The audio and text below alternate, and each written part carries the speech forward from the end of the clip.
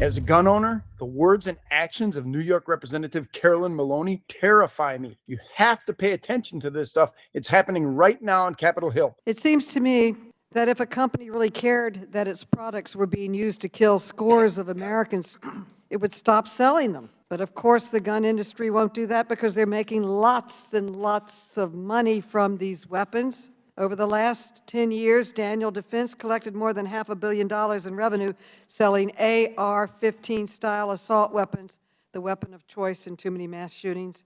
Ruger also made over $500 million on these weapons, and Smith & Wesson made more than $600 million. That is the very definition of putting profits over people. Today, the committee room, there are victims and surviving family members from the Highland Park and Uvalde shootings. Mr. Daniel, you have sent thoughts and prayers to the victims of Uvalde, but you have never accepted responsibility for selling the weapons that killed these innocent children.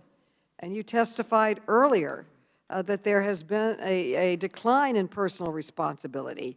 Will you accept personal responsibility for your company's role in this tragedy and apologize to the families of Uvalde?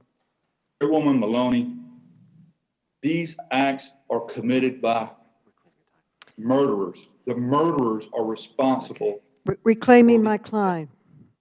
Mr. Killoy, how about you? Will you apologize to the victims here today and victims around our country and their families in Sutherland Springs, Boulder, and other cities who were harmed by your products? Congresswoman, with all due respect, while as I grieve like all Americans at these tragic incidences, again, to blame the firearm, the particular firearm in use here that we're talking about, modern sporting rifles. Thank you. To blame the firearm as an inanimate object. Reclaiming my time. So let me get this straight, and with all due respect, you market weapons of war to civilians and children. You make millions by selling them, but when someone pulls the trigger, you refuse to accept responsibility. And I would call that a staggering lack of accountability. I hope the American people are paying attention today. It is clear that gun makers are not going to change unless Congress forces them to finally put people over profits. We're going to talk about what this means in just a minute. But before we do, let me remind you, we have a gun giveaway going on. It's happening right now. It's absolutely free, but it ends really soon. All you've got to do is click the link in the description down below to find out which brand new gun you could win. All right, now let's get into this. This was in a hearing room on Capitol Hill before representatives in our House of Representatives, and the CEOs of major gun makers. Marty Daniel, I know Marty, I've met him. Okay, the guys from Ruger were in there, and then some other folks were there talking about new gun control legislation. And as the House of Representatives pushes this idea that victims of crime should be able to sue gun makers for the damages that were done by criminals when they used a gun manufactured by a certain company. This is beyond the scope of anything reasonable that any of us have ever heard. Stop and think about this for a minute. You're going to sue the manufacturer who is making a legal product that is constitutionally protected. You're going to allow crime victims or the families of crime victims to sue these manufacturers after the manufacturers have done everything they can to legally produce this weapon and get it into the hands of law-abiding, responsible gun owners. Think about this. All guns now ship with gun locks. All of the steps that we've taken, loaded chamber indicators, and filling out the Form 4473 for your federally licensed firearm dealers, background checks, all of these things that are in place. And now politicians want to allow crime victims to sue gun makers for the actions of criminals. The gun makers are not the criminals. They're not marketing these guns saying, hey, buy my gun and go out and commit crimes. That's not what's happening. And this is just absolutely outrageous. Imagine if this, and understand our legal system operates on the idea of legal precedent.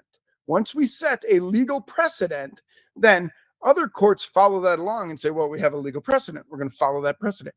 Imagine if we applied this illogical thinking, this extremist thinking, to other industries around the country. What would happen to our breweries and distilleries? Would they all be sued by the victims of drunk drivers?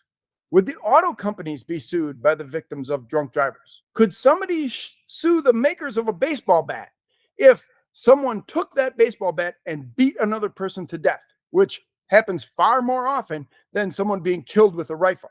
Yes, I understand that these mass murder incidents are tragic and they're horrible, but we're not focusing on the right people. It is not the gun that is making them do this.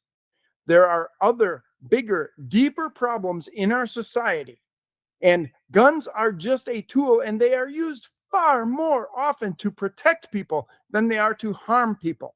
We've seen that statistically. It's proven, it's out there. Understand that guns in the hands of responsible citizens stop crime. What would we have people do at the scene of a mass shooting? Let's talk about that mall shooting in Indiana. Now, these gun controllers would rather have unarmed victims wait for police to arrive, and then the killer just gets to keep killing people until the police arrive. And then the victims get to sue the gun company, the company who made the rifle, because politicians took away our right to defend ourselves. We're helpless. We can't do anything. We're supposed to just wait for police to arrive. And everyone knows that active shooters only stop.